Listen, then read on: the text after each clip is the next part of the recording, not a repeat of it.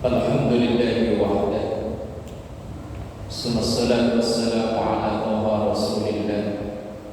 Summassalatu wassalamu ala yasin habibillah wa ala alihi wa ashabihi wa man tabi'ahum bi ihsanin ila yaumil qiyamah.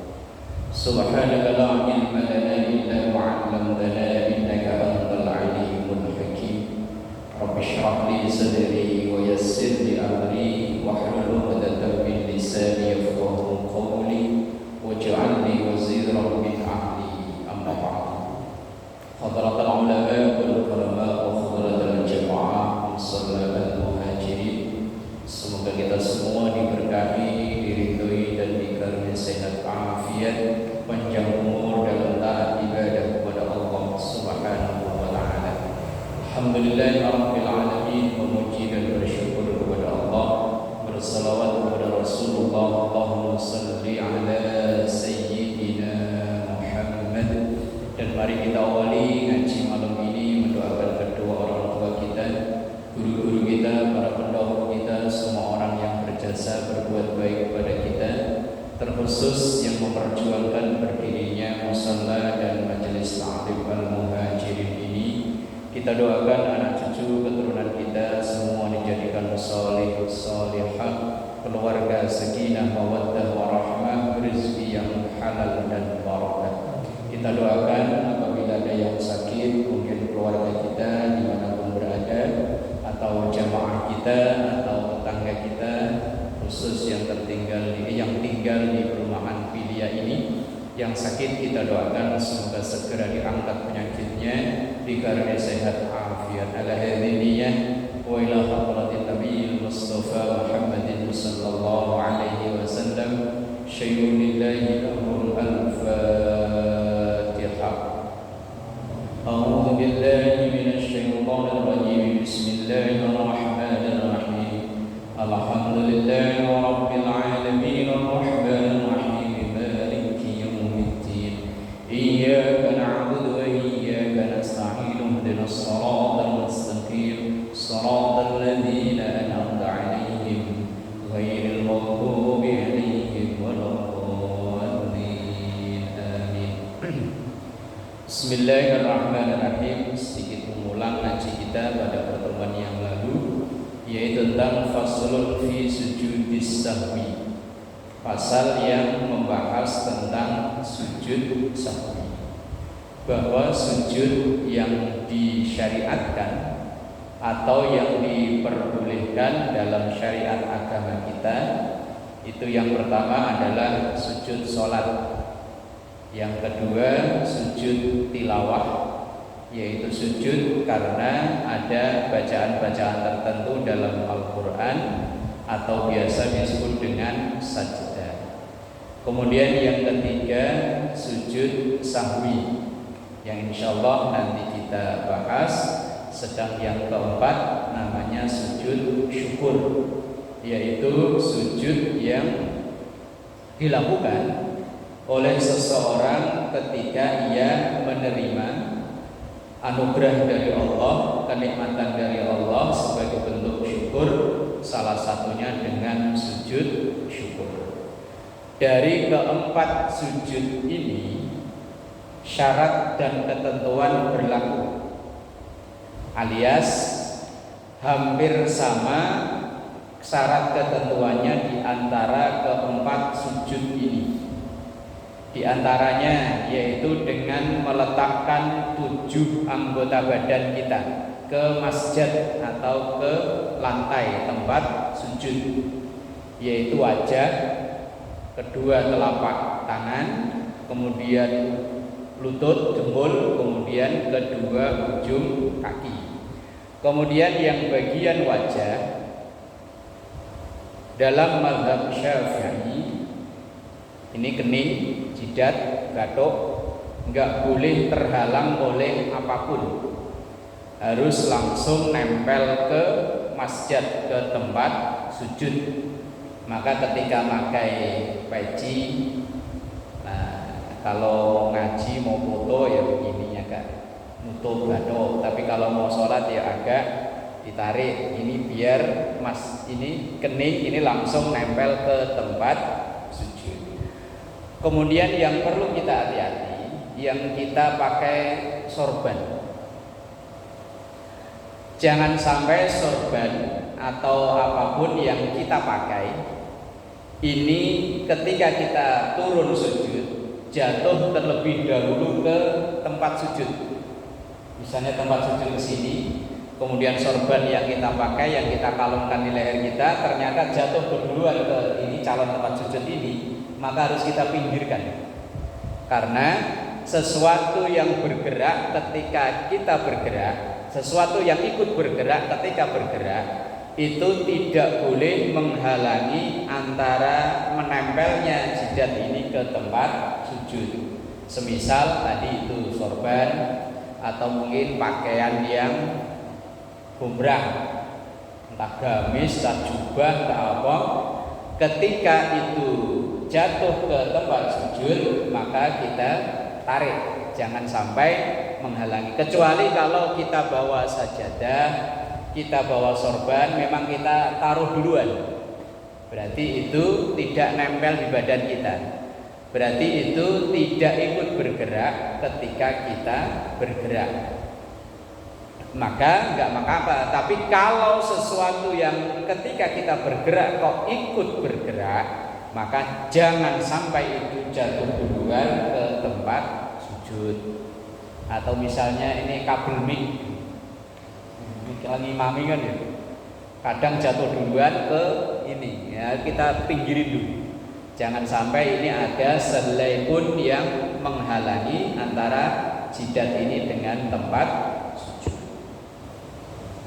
Sementara menempelkan hidung itu adalah kesempurnaan, yang wajib itu kening atau jidat, kemudian menempelkan hidung itu kesempurnaan. Dari keempat sujud itu maka itu berlaku sama. Tumakninah juga sama. Terus kemudian membaca takbir itu ya. Kemudian kalau sujud sahwi karena dilakukan 2 kali, maka ada duduk di antara 2 sujud, yaitu persis ketika kita sujud sholat, yaitu duduknya pakai duduk iftirash. Iftirash itu yang duduk yang kaki kiri kita dudukin, itu namanya duduk iftirash. Duduk seperti saat tahiyat awal. Nah, ini beberapa ketentuan tentang sujud yang disyariatkan dalam sholat atau di luar sholat, atau 4 sujud yang disyariatkan dalam agama kita. Nah, ada pandangan, ada sering kita berseliweran di media sosial, di YouTube, bahwa saudara-saudara kita yang di Wahabi sekedar membungkukkan badan aja dianggapnya sama seperti sujud. Bahkan dihukumi, ada yang menghukumi sadis syirik akbar, syirik gede. Ini kalau kayaknya keterlaluan banget. Memang sujud yang dibenarkan itu cuma 4, tapi kalau yang sekedar membungkukkan badan, apalagi orang yang kita membungkukkan badan itu dalam rangka untuk menghormati seseorang, entah itu guru kita, entah itu orang-orang yang memang terhormat, ketika dia datang kita sedikit membungkukkan badan, itu sebagai bentuk hormat, bukan sujud. Sujud itu kalau 7 anggota badan nempel di tanah, itu yang disebut sujud. Tapi kalau hanya sekedar membungkukkan badan, itu belum disebut sujud. Baik jamaah yang dimuliakan Allah, Faslun fi sujudis sahwi, pasal yang membahas tentang sujud sahwi. Tusannu disunnahkan sajdataini, 2 kali sujud, kubaila salamin, sedikit sebelum atau sejenak sebelum salam. Dalam mazhab Syafi'i, sujud sahwi itu dilakukan sebelum salam. Kalau dalam mazhab lain ada yang melakukan setelah salam, tapi yang kita ikuti yang sebelum salam. Kenapa melakukan sujud sahwi? Ada beberapa alasan. Paling tidak dalam kitab yang kita ngaji ini ada beberapa alasan kenapa orang itu dalam sholatnya disunnahkan sujud sahwi. Bukan wajib, Pak, sunnah. Yang pertama, litarki ba'dhi, karena meninggalkan sunnah ab'ad. Dalam sholat itu ada sunnah ab'ad, ada sunnah hayat. Kalau sunnah hayat tertinggal atau bahkan sengaja ditinggal sekalipun, enggak mengapa, enggak ngaruh apa-apa, enggak batal. Cuma kalau yang tidak umum, ya jangan dilakukan. Takutnya orang-orang salah paham. Misalnya kayak begini, membaca surat di rakaat pertama dan kedua setelah Al-Fatihah itu hukumnya sunnah hayat. Kalau tertinggal atau bahkan sengaja ditinggal nggak masalah, alias tidak berpengaruh apa-apa dalam sholat, alias sholatnya tetap sah. Cuman kalau kita ngimami masyarakat awam, kok tiba-tiba ghairil maghdubi alaihim waladdallin amin, langsung Allahu Akbar. Yakin Pak jamaah yang ngerti teriak ya Pak, subhanallah, subhanallah, dikirainnya salah, padahal enggak. Nah makanya sesuatu yang tidak salah, tapi kalau dilakukan di masyarakat yang tidak ngerti akan jadi masalah. Tapi kalau pas tarawih gitu cocok Pak ya? Cocok ya? Ghairil maghdubi alaihim waladdallin amin, Allahu Akbar, tanpa baca surat apa-apa ya. Mungkin jamaah wah senang ada diskon ini. Padahal ya memang nggak masalah, nggak mempengaruhi apa-apa. Atau cuma Bismillahirrahmanirrahim aja satu ayat itu. Bismillah kan satu ayat. Kemudian langsung rukuk boleh, atau bahkan nggak baca sama sekali juga nggak masalah. Wong ini sunnah hayat. Lagi yang sering timbul masalah bahkan berkali-kali, yang membaca takbir 7 dan 5 kali saat sholat hari raya. Itu sunnah hayat Pak, nggak ngaruh apa-apa itu. Dibaca nggak masalah. Itu berkali-kali. Tapi di musola sini pernah kejadian imamnya lupa. Belum. Pas di sini loh. Tapi jamaah nggak ngaruh kan? Berarti paham jamaahnya udah. Ya kalau ngaruh itu bahaya Pak. Saya berkali-kali, saya pernah diundang di satu masjid. Rata-rata memang di rakaat kedua Pak. Kalau rakaat pertama itu ingat. Jadi saya pernah diundang di satu masjid acara halal bihalal.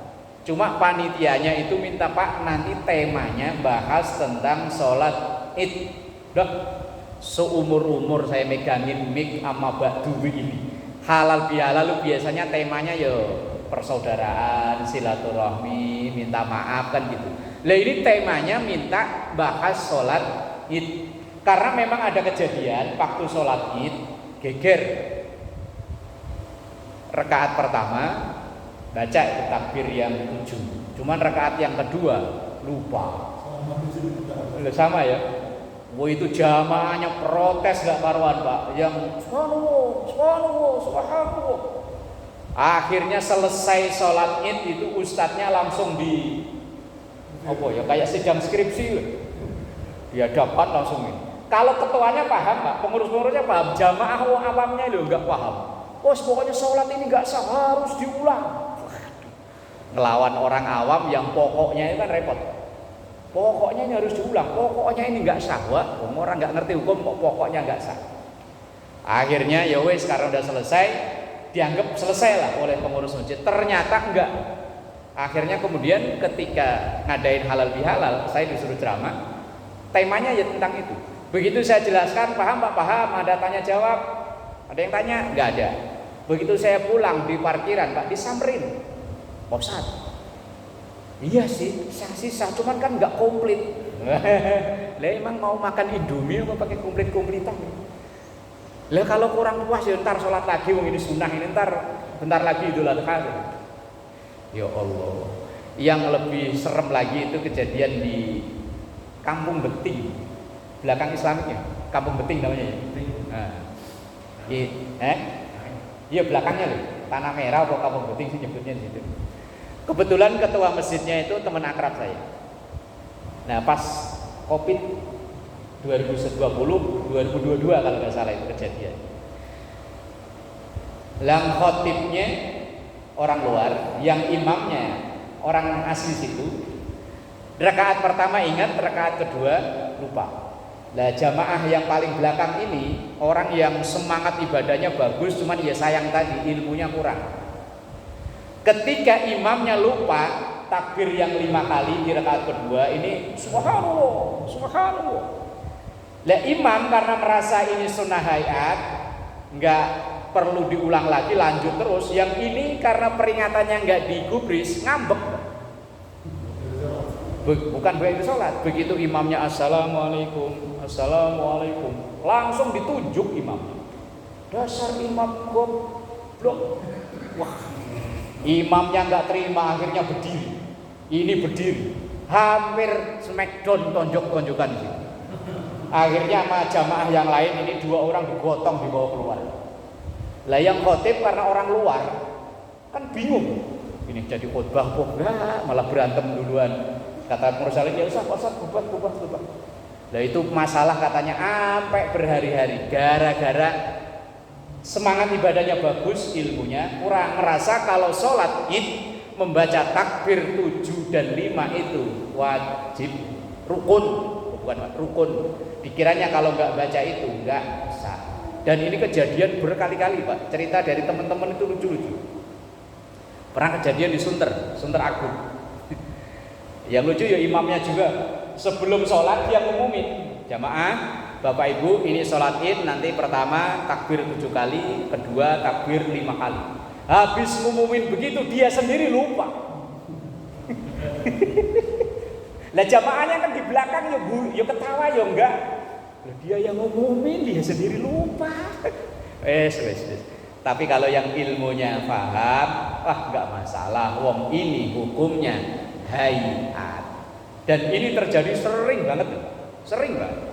Lah sesuatu yang hayat itu ditinggal, kalau ditinggal itu kan namanya kan sengaja.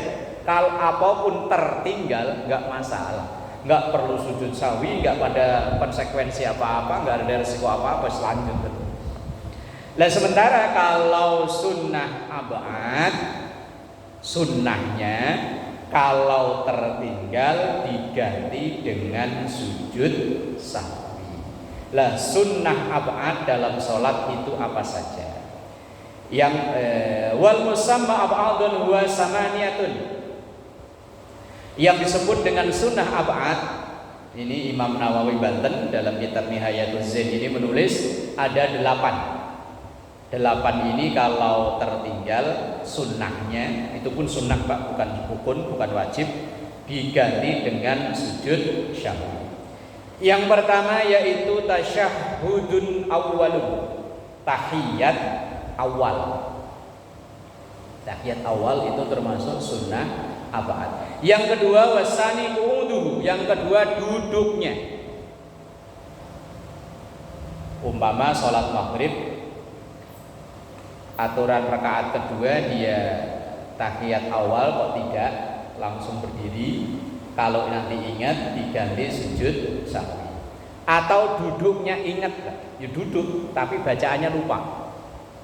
Mungkin sholat lagi pikiran kacau, di belakang bocah berisiknya mantep kan, weng. Begitu duduk Allahu Akbar, mau baca at-tahiyatul mubarakatus sholawatut thayyibatun lillah, lupa. Daripada lupa kelamaan mikir apa ya wes langsung berdiri ya. Wong ini sunnah abad, bukan rukun. Wasalisu yang ketiga yang termasuk sunnah abad adalah kunutu ratibin, kunut dalam sholat rawatib atau kunut ratib. Wa huwa kunutus subhi wal witri fi nisfi Ramadan as-sani duna kunutin nazilati. Kunut yang tertinggal diganti sujud sahwi itu adalah kunut subuh. Bagi kita yang membiasakan kunut, tapi yang enggak doyan ya wis. Wong orang kalau enggak doyan ya biar diapa-apain ya tetap enggak doyan. Padahal kunut itu isinya doa. Karena mereka menganggapnya bid'ah. Ya udah biarinlah itu terserah dia. Kalau kita yang biasa pakai kunut, nah ketika tertinggal kunut subuh, sujud sahwi atau sunut witir, yaitu fi nisfi Ramadan ats-tsani, di separuh yang kedua di bulan Ramadan. Berarti kalau separuh kedua itu mulainya malam 16. Malam kunutan. Kalau di kampung saya biasanya kalau malam kunutan itu ada selamatan khusus. Bawa ketupat, bawa ambengan, kalau orang Jawa bilang ambengan ya. Kalau di sini budaya sini ada nggak? Nggak ada ya? Nggak ada. Munggahan kan sebelum puasa. Nah, kalau di tempat saya itu malam kunut, ini malam ini misalnya nintar tarawih kunut.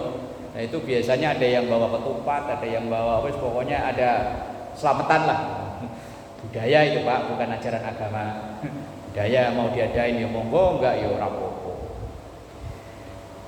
Jadi kunut witir itu mulainya adalah di separuh yang kedua. Berarti mulai malam 16. Duna kunutin nazilati, tapi tidak dengan kunut nazilah. Kunut nazilah itu kunut yang dilakukan karena ada wabah. Mungkin ya dulu kayak Covid gitu ya. Atau di masjid-masjid tertentu itu ketika terjadi sesuatu di tempat lain itu yang ngadain kunut nazilah. Bahkan kalau akhir-akhir ini kayaknya enggak. Waktu invasi Israel ke Palestina, waktu gencar-gencarnya itu banyak masjid yang pada mengadakan kunut nazilah. Kalau saya tahunya kunut nazilah itu zaman saya kecil. Mungkin saya kelas 4, kelas 5 SD. Dulu di kampung saya itu pernah dilanda, kalau orang sono nyebutnya pagebluk. Pagebluk itu banyak orang mati mendadak itu. Pagi masih sehat, tahu-tahu sore meninggal. Itu banyak terjadi. Lah kalau orang sono nyebutnya pagebluk, kalau orang Sunda apa naon ya? Enggak ada ya. Dulu pernah terjadi, Pak. Ya bukan karena paceklik makanan, bukan karena penyakit lah. Kalau mungkin sekarang ya kayak Covid kali ya. Wah nggak ada sebab apa-apa, tahu-tahu meninggal, tahu-tahu meninggal. Nah, itu namanya kunut nazilah. Kunut yang dilakukan karena penyakit atau karena wabah atau karena musibah yang besar. Lah kalau kunut nazilah itu seandainya tertinggal nggak ada efek apa-apa. Tapi kalau kunut subuh atau kunut witir, bagi kita yang membiasakan kalau tertinggal ya diganti dengan sujud sahwi. Warabi'u, dan yang keempat qiyamuhu, berdirinya. Nah, umpama karena seringnya berjamaah sehingga bacaan kunut enggak begitu apal-apal banget. Nah, ketika sholat sendirian, Allahumma sami Allahu liman hamidah, tangan udah diangkat. Cuman bacaan kunutnya lupa. Ataupun enggak lupa, enggak selesai. Allahumma dini fi man hadait. Lanjutannya lupa. Daripada lupa, kelamaan ya wis langsung ruku. Nah, kalau yang apal ya wis monggo, kalau yang apalannya karena seringnya berjamaah dengan yang biasanya amin lah. Ketinggalan jamaah akhirnya sholat sendirian, ketika sami Allahu liman hamidah tangan diangkat, Allahumma enggak inget-inget ya wis langsung sujud. Wal khamisu wasadisu, yang nomor 5 dan nomor 6, salatun ala nabi ba'dahuma, membaca salawat kepada Nabi ba'dahuma, setelah tahiyat awal dan kunut. Tahiyat awal itu batasan akhirnya kan sampai syahadat. Asyhadu an la ilaha illallah wa asyhadu anna Muhammadar Rasulullah. Itu tahiyat awal selesai. Tetapi menambahkan membaca sholawat itu termasuk sunnah abad. Cuman seringnya kita ya baca sholawat aja. Kadang malah sampai kebablasan aja. Kalau tahiyat awal loh, apalagi imamnya agak lamaan loh. Kita kan asyhadu an la ilaha illallah, asyhadu anna Muhammadar Rasulullah, Allahumma shalli ala sayyidina Muhammad. Kadang malah sampai innaka hamidum majid aja. Kebablasan ya. Ya serapopo, enggak masalah. Kalau yang enggak dibaca salawatnya itu berarti meninggalkan sunnah abad. Membaca salawat setelah tahiyat awal itu hukumnya sunnah abad. Sama dengan membaca salawat setelah kunut. Kalau kunut kan Allahumma hdina kalau kita imam. Makmum juga sebetulnya kalau guru saya dulu mengajarkan mau imam mau makmum kalau doa kalau bisa bentuk jamak pakai yang jamak. Kalau Allahumma hdini kan hanya untuk saya. Tapi kalau Allahumma hdina kan untuk kami atau kita. Maka walaupun sholat sendirian usahakan tetap memakai kita atau kami. Allahumma hdina fiman hadait wa afina fiman afait wa tawallana fiman tawallait wa barik lana fima a'tait wa qina bi rahmatika syarra ma qadait. Wa innaka taqdi itu seterusnya imam dan makmum sama-sama baca. Kemudian yang salawat wa sallallahu ala sayyidina Muhammadin nabiyil ummi wa ala alihi wa sahbihi wa baraka wa sallam. Membaca salawat ini termasuk sunnah abad. Baik setelah kunut maupun setelah tahiyat awal membaca salawat hukumnya sunnah abad. Nah, maka kalau abad, ya kalau tertinggal diganti dengan sujud sahwi. Wasabi wasaminu yang nomor 7 dan nomor 8. Tadi akan sunnah abad semuanya ada 8. Salatun ala ali ba'da tasyahhudi akhirin wa qunutin. Membaca salawat untuk keluarga Nabi Ali. Ali kalau pakai ain, Ali itu nama orang. Ya terkenal ya nama mantunya Rasulullah. Tapi kalau Ali pakai hamzah itu artinya keluarga. Nah yang sampai sekarang belum beres sih kan ribut masalah nasab. Siapa yang masuk dalam keluarga Nabi?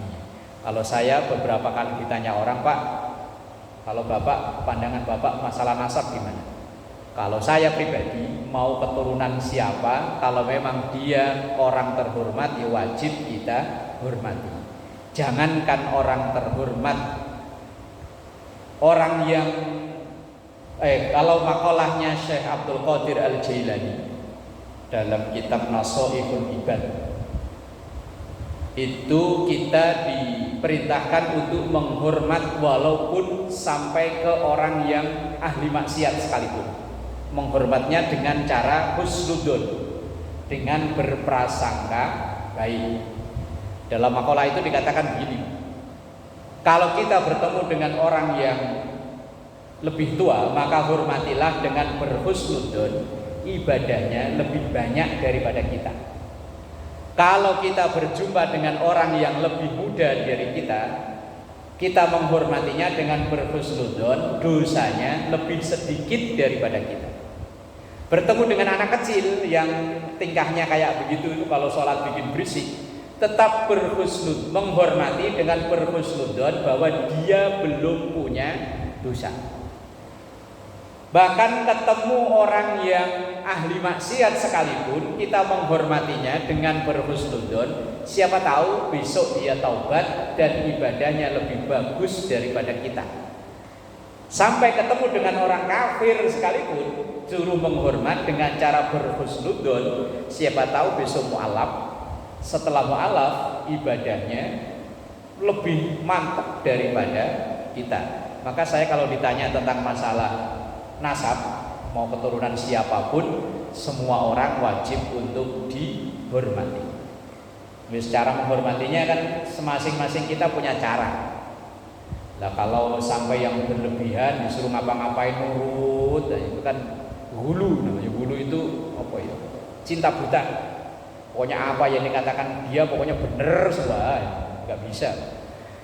Semua selain Nabi dan Rasul itu berpotensi salah. Kalau Nabi dan Rasul memang maksum itu terjaga dari salah dan dosa.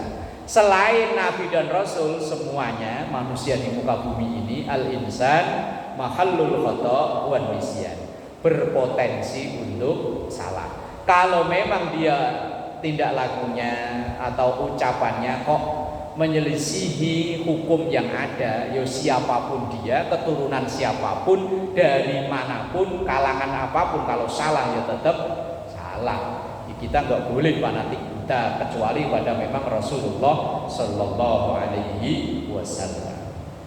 Baik, kembali ke As-Sabi'u was-Saminu yang nomor 7 dan nomor 8 dari sunnah ab'ad itu adalah berselawat kepada keluarga Nabi. Nah, keluarga Nabi itu siapa? Dulu pernah kita bahas dulu, udah lama. Ada pendapat kullu taqiyyin, alu Muhammadin kullu taqiyyin. Keluarga Rasulullah itu ya setiap orang yang bertakwa, itulah keluarga Rasulullah Shallallahu Alaihi Wasallam. Tapi keluarga bukan dari sisi nasab, bukan dari sisi darah. Ya kayak kita nih, misalnya tinggal di perumahan Pilia, dan kemudian kita membuat paguyuban keluarga besar warga Pilia. Ya keluarga, tapi bukan dari sisi nasab. Baik, yang nomor 7 dan nomor 8 berselawat kepada keluarga Nabi. Yang tadi Allahumma shalli ala sayyidina Muhammad wa ala ali sayyidina Muhammad. Itu ketika selesai tahiyat akhir hukumnya sunnah ab'ad.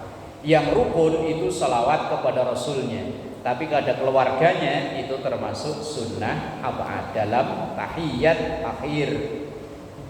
Karena tahiyat akhir itu sampai pada Allahumma shalli ala sayyidina Muhammad, itu sudah selesai tahiyat. Kalau kita tarawih begitu Allahumma shalli ala sayyidina Muhammad langsung salam, monggo, karena sudah sempurna tahiyatnya. Tapi meninggalkan ab'ad. Ab'ad itu yang menambah wa ala ali sayyidina Muhammad. Bahkan yang lebih sempurna yang pakai selawat Ibrahimiyah. Kama barakta ala sayyidina Ibrahim wa ala ali sayyidina Ibrahim innaka hamidum majid. Itu yang paling sempurna. Dan juga membaca kalau selawat kepada keluarga Nabi di setelah kunut. Yang wasallallahu ala sayyidina Muhammadin nabiyil ummi wa ala alihi. Nah, itu keluarga Nabi. Nah, kalau ke-8 ini tertinggal, sunnahnya diganti dengan sujud sahwi. Ini sebab yang pertama, yaitu karena meninggalkan sunnah ab'ad. Wasababus tsani, kemudian sebab yang kedua, lisyakkin fihi, karena ragu di dalam sunnah ab'ad itu. Kalau tadi memang tertinggal, lah kalau yang kedua ini ragu. Tadi saya tahiyat awal apa enggak ya? Tahiyat awal apa enggak ya? Nah, keraguan kayak begini ini nanti ditutupnya, ditambelnya dengan sujud sahwi. Kalau yang yakin tertinggal, ya wes memang sujud sahwi. Tapi kalau ragu juga sama. Ragu dalam sunnah ab'ad, misalnya kunut. Tadi kunut kok enggak?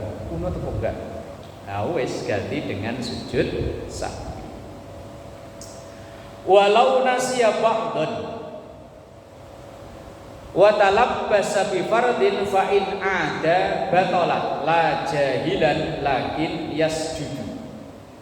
Kalau kita sholat, misalnya Pak, tertinggal sunnah ab'ad, kemudian kita sudah melanjutkan gerakan yang lain dan sudah sempurna, nggak perlu balik lagi.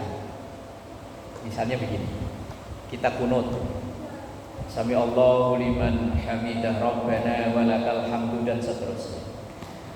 aturan kita mau sunnah abaat kunut lupa, langsung Allahu Akbar, sudah posisi sujud. Berarti itu namanya sudah melanjutkan ke gerakan selanjutnya. Kalau sujudnya sudah sempurna, sempurna itu artinya 7 anggota badan itu sudah nempel ke masjid, maka tidak perlu balik lagi ke atas. Tapi kalau baru turun, belum sujud, maka boleh balik lagi. Ini biasanya sering terjadi kan kalau tarawih, Pak, ya. Begitu imamnya Allahumma dina, kirain makmumnya Allahu Akbar. Biasanya kalau tarawih, walaupun kadang Bilal udah ngingetin, Sallu sunnatar rakatal witri ma'al kunuti jami'atan ajarakumullah. Biasanya kan gitu ya Bilalnya. Nah, walaupun begitu kan kadang nggak lupa. Kalau pas malam 16-nya, kalau malam seterusnya sih kadang masih udah inget. Ketika lupa untuk kunut, kok baru turun, asal sujudnya belum sempurna, maka silahkan balik ke atas lagi. Tapi kalau sujudnya sudah sempurna sujud, maka ya udah lanjut aja terus, nggak perlu balik lagi. Kalau keterangan dalam kitab Fathul Qarib atau kitab syarahnya kitab Takrib, sesuatu yang tertinggal dalam sholat itu kalau rukun maka wajib balik lagi. Rukun itu umpamanya gimana? Misalnya kita sholat rakaat kedua, setelah Fatihah kita baca Qul walam yakul lahu kufuwan ahad, Allahu Akbar. Bukannya rukuk tapi malah sujud. Begitu pas sudah sujud, ingat loh, aturan kan rukuk, kenapa harus sujud? Harus balik lagi ke posisi rukuk, posisi yang kita tinggalkan itu tadi. Kalau ingat, walaupun misalnya udah duduk di antara dua sujud, tapi kok keingetan tadi belum rukuk, maka wajib kembali ke posisi rukuk. Artinya sesuatu yang kita tinggalkan dari rukun sholat, walaupun sudah melakukan rukun-rukun yang lain, maka kembali ke posisi yang kita tinggalkan.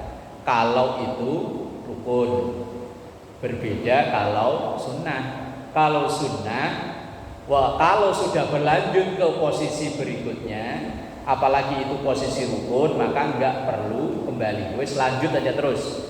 Kalau yang tertinggal itu abad, maka sunnah sujud sahwi. Tapi kalau yang tertinggal hayat, nggak ada konsekuensi apa-apa. Wes lanjut aja terus.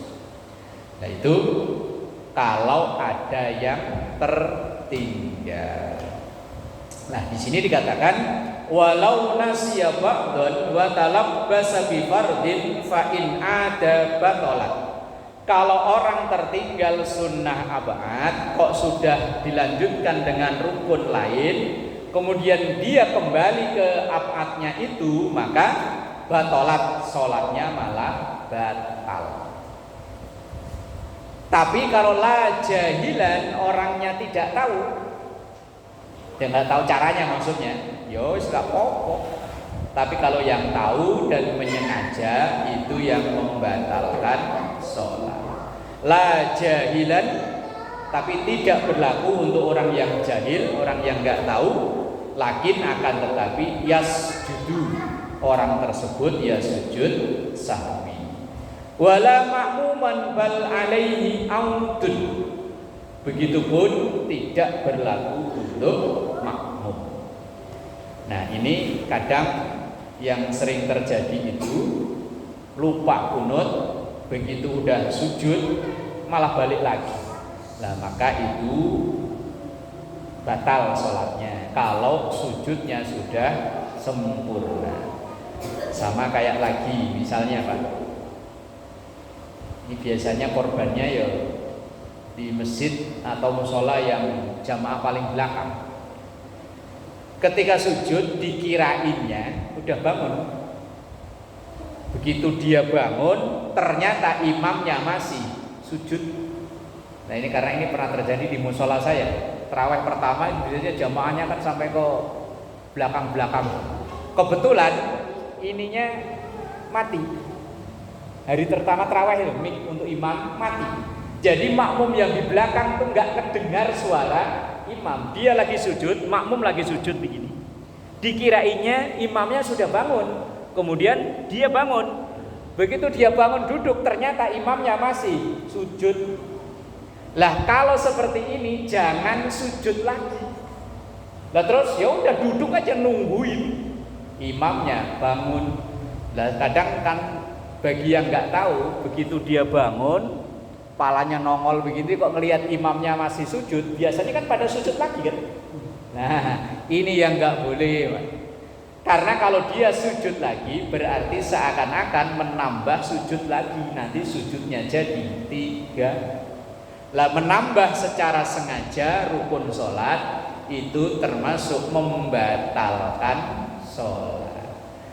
Itu bagi yang tahu. Kalau yang nggak tahu hukumnya, ya nggak apa-apa, nggak tahu. Nah, bagi orang yang nggak tahu kan wajibnya nyari tahu, wajibnya yo ngaji. Tapi ini sering terjadi yo. Ngirainya imamnya udah bangun, dia palanya udah nongol begini, ternyata masih sujud lagi. Lah ini. Tapi kalau baru pala tok yang nongol nggak masalah Pak. Tapi kalau dia udah bangun, udah Allahu Akbar, udah posisi duduk, maka kalau dia sujud lagi bisa batal sholatnya. Tapi kalau baru palanya tok kayak kura-kura gitu ya, macruluk, melihat imamnya kok masih sujud, balik lagi, tapi tangan masih posisi begini, biasanya kan begini ya. Nah, begitu imamnya masih sujud lagi, ya nggak masalah. Tapi kalau udah bangun, apalagi udah duduk, posisinya sudah berarti udah duduk di antara dua sujud, udah melanjutkan rukun berikutnya, maka enggak atau jangan duduk lagi. Kalau duduk lagi itu sama dengan menambah sujud atau menambah rukun. Kalau menambah rukun dengan sengaja itu termasuk membatalkan sholat. Tapi kalau baru nongol tok tadi yo enggak mengapa. Bismillahirrahmanirrahim. Walinaqli qaliyin ghairi mubtilin walisahwil ma yubtilu amduhu lahu wallahu a'lam bissawab. Al-Fatihah. A'udzu billahi minasyaitonir rajim. Bismillahirrahmanirrahim.